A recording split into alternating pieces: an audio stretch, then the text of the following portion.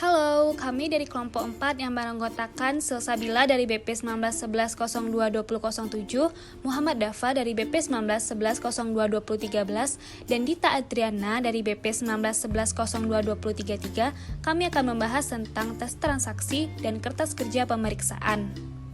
Langsung saja kita masuk ke materi yang pertama, yaitu tentang compliance test dan substantive test.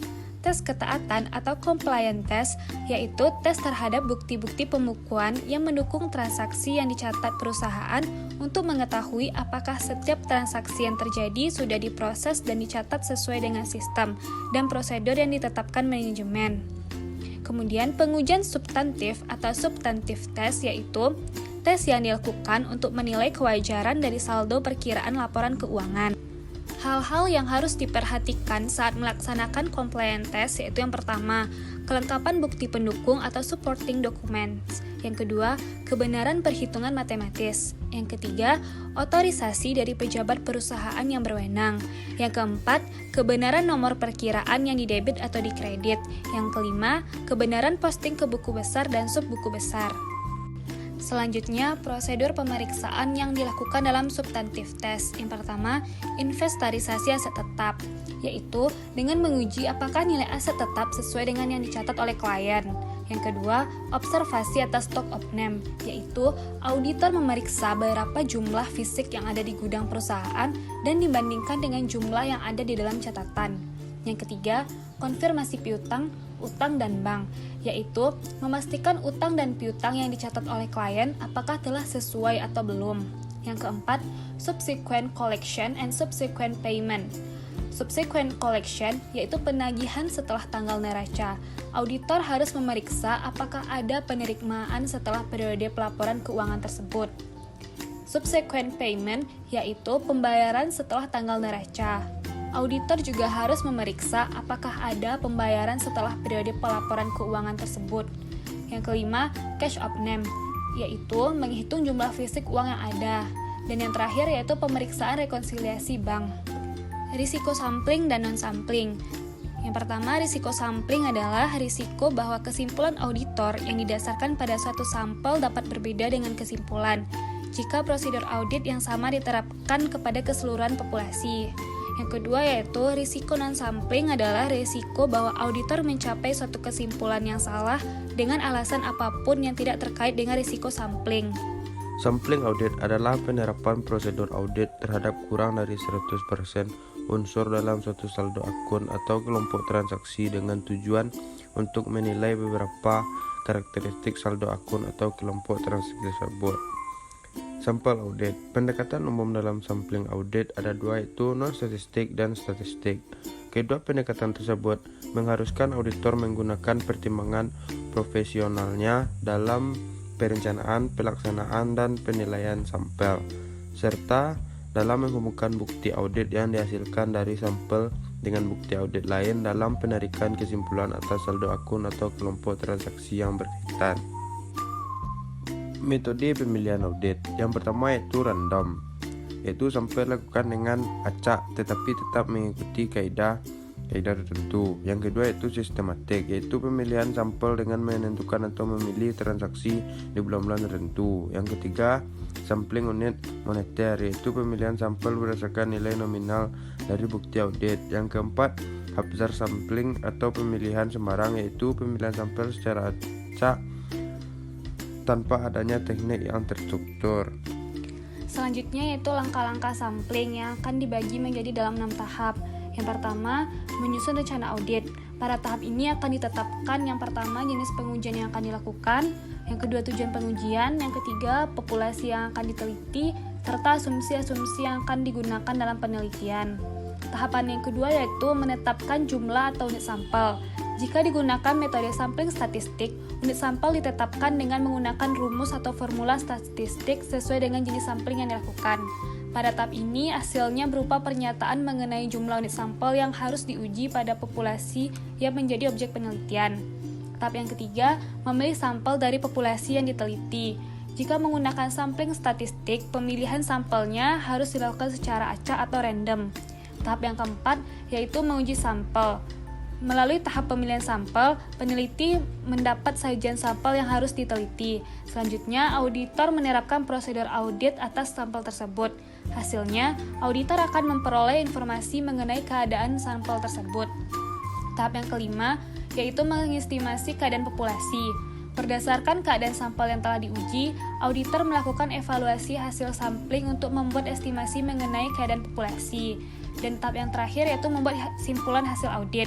Berdasarkan estimasi keadaan populasi, auditor membuat simpulan hasil audit. Biasanya, simpulan hasil audit ditetapkan dengan memperhatikan atau membandingkan derajat kesalahan dalam populasi dengan batas kesalahan yang dapat ditolerir oleh auditor.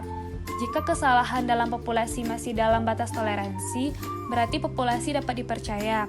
Sebaliknya, jika kesalahan dalam populasi melebihi batas toleransi, populasi tidak dapat dipercaya. Selanjutnya kita akan membahas tentang kertas kerja pemeriksaan. Sebelum membahas lebih dalam, kita harus tahu dulu apa itu pengertian dari kertas kerja pemeriksaan sendiri. Kertas kerja pemeriksaan adalah semua berkas-berkas yang dikumpulkan oleh auditor dalam menjalankan pemeriksaan yang dapat berasal dari tiga pihak, yaitu dari pihak klien yang contohnya neraca saldo, yang kedua dari analisis yang dibuat oleh auditor, contohnya analisis penarikan aset tetap, dan dari pihak ketiga, yaitu contohnya piutang. Selanjutnya, tujuan kertas kerja pemeriksaan. Kertas kerja pemeriksaan memiliki beberapa tujuan. Yang pertama, mendukung opini auditor mengenai kewajaran laporan keuangan. Opini yang diberikan harus sesuai dengan kesimpulan pemeriksaan yang dicantumkan dalam kertas kerja perusahaan. Yang kedua, sebagai bukti bahwa auditor telah melaksanakan pemeriksaan sesuai dengan standar profesional akuntan publik. Dalam kertas kerja pemeriksaan, harus terlihat bahwa apa yang diatur dalam SPAP sudah diikuti dengan baik oleh auditor. Yang ketiga, sebagai referensi dalam hal ada pertanyaan dari pihak pajak, bank, dan klien. Jika kertas kerja pemeriksaan lengkap, pertanyaan apapun yang diajukan oleh pihak-pihak tersebut yang berkaitan dengan laporan audit bisa dijawab dengan mudah oleh auditor dengan menggunakan kertas kerja pemeriksaan sebagai referensi. Tujuan kertas kerja pemeriksaan yang keempat yaitu sebagai salah satu dasar penilaian asisten atau seluruh tim audit, sehingga dapat dibuat evaluasi mengenai kemampuan asisten sampai dengan partner sesudah selesai suatu penugasan. Evaluasi tersebut bisa digunakan sebagai salah satu dasar pertimbangan untuk kenaikan jenjang jabatan dan kenaikan gaji. Yang terakhir, sebagai pegangan untuk audit tahun berikutnya. Untuk persiapan tahun audit berikutnya, kertas kerja tersebut dapat dimanfaatkan. Yang pertama untuk mencek saldo awal, untuk dipelajari oleh audit staff yang baru ditugaskan untuk memeriksa klien tersebut, untuk mengetahui masalah-masalah yang terjadi di tahun lalu, dan berguna untuk menyusun audit plan berikutnya. Kertas kerja pemeriksaan dapat dikelompokkan menjadi tiga. Yang pertama, berkas tahunan berjalan atau current file, yang berisi kertas kerja yang mempunyai kegunaan untuk tahun berjalan, contohnya neraca saldo. Yang kedua, permanent file atau berkas permanen, yang berisi kertas kerja yang mempunyai kegunaan untuk beberapa tahun, misalnya akta pendirian. Dan yang terakhir yaitu correspondence file, yang berisikan korespondensi dengan klien, berupa surat menyurat atau email dan lain-lainnya. Selanjutnya kita masuk pada bagian kriteria untuk pembuatan kertas kerja pemeriksaan yang baik. Agar kertas kerja pemeriksaan mempunyai manfaat yang optimal, maka harus dipenuhi beberapa kriteria. Yang pertama, kertas kerja pemeriksaan harus mempunyai tujuan. Yang kedua, harus dicegah menulis kembali kertas kerja audit karena akan banyak kerugian, seperti membuang waktu dan salah salin. Yang ketiga, dalam kertas kerja pemeriksaan harus dijelaskan prosedur audit apa yang dilakukan dengan menggunakan audit tick mark. Yang keempat, kertas kerja pemeriksaan harus diindeks atau cross index. Yang kelima, kertas kerja harus diparaf oleh orang yang membuat dan mereview working papers sehingga dapat diketahui siapa yang bertanggung jawab. Yang keenam, setiap pertanyaan yang timbul pada review notes harus terjawab. Tidak boleh ada open question atau pertanyaan yang belum terjawab. Yang ketujuh, pada kertas kerja pemeriksaan harus dicantumkan sifat dari perkiraan yang diperiksa, prosedur pemeriksaan yang dilakukan, dan kesimpulan mengenai kewajaran perkiraan yang diperiksa. Yang kedelapan, hal-hal tambahan seperti kertas kerja pemeriksaan harus rapi, bersih, dan mudah dibaca. Yang terakhir, di bagian muka file kertas kerja audit harus dimasukkan daftar isi dan indeks kertas kerja dan contoh paraf seluruh tim pemeriksa yang terlibat dalam penugasan audit tersebut. Pemilikan dan penyimpanan kertas kerja pemeriksaan. Yang pertama, kertas kerja pemeriksaan adalah milik akuntan publik. Hak auditor sebagai pemilik kertas kerja pemeriksaan terikat pada batasan-batasan moral yang dibuat untuk mencegah kebocoran-kebocoran yang tidak semestinya mengenai kerahasiaan data klien.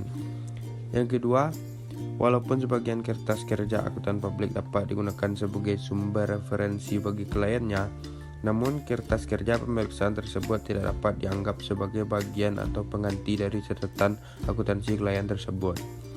Yang ketiga, bila ada pihak lain yang ingin meminjam atau mereview kertas kerja pemeriksaan, baru bisa diberikan atas persetujuan tertulis dari klien yang bersangkutan. Sebaiknya hanya bagian yang diperlukan saja yang dipinjamkan atau diperlihatkan. Yang keempat, akuntan publik harus mengambil langkah-langkah yang tepat untuk keamanan kertas kerja pemeriksaannya dan menyimpan kertas kerja tersebut sesuai dengan peraturan pemerintah yang berlaku, minimal 5 tahun. Selanjutnya kita masuk pada bagian Working Balance Sheet atau WBS dan Lead Schedule. Pertama, kita bahas mengenai Working Balance Sheet dan Working Profit and Loss. Working Balance Sheet dan Working Profit and Loss ini berisi angka-angka per book, audit adjustment, saldo per audit, yang nantinya akan merupakan angka-angka di neraca dan laba rugi yang sudah diaudit, serta saldo tahun lalu. Ini merupakan contoh Working Balance Sheet atau WBS. Dapat teman-teman lihat pada slide yang telah kami tampilkan.